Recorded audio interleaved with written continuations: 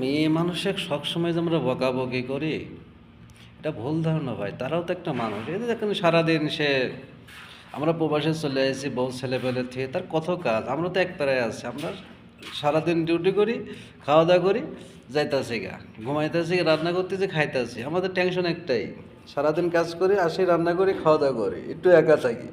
দেশের কথা মনে হয় না কোন ফ্রি, ঠিক আছে?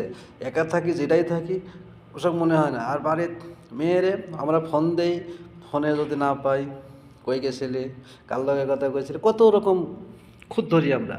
তাদের যে ছেলে মেয়ে আছে, বাল বাচ্চা আছে, তাদের সংসার আছে, ঝাড়ু, রান্না বান্না, কত কাজ সংসারে।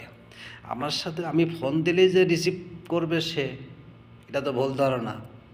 ও জিনিসটা বুঝতে হবে, ঠিক আছে না? খালি ভাই ফোন দিলে ফোনে রিসিভ না করতে পারলে উল্টিপাল্টা বকাবকি, গালাগালি, এটা কখনো করবেন না ভাই। আমার প্রবাসী ভাইয়েরা বলতেছি, এই জিনিসটা একটু হিসাব করবেন। কারণ আপনার বাড়িতে মা আছে, বোন আছে, আপনার ছেলে আছে, মেয়ে আছে, সংসার আছে, রান্না বান্না, খাওয়া দাওয়া, গরু ছাগলও তো অনেকেই সংসারে তো পালে।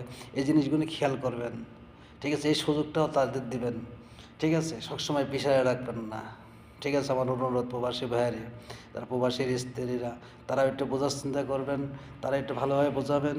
আর প্রবাসী ভাইয়েরা এটাও ভালো করে একটু বুঝবেন, ঠিক আছে? একটু বোঝার চেষ্টা করবেন। ধন্যবাদ ভাই।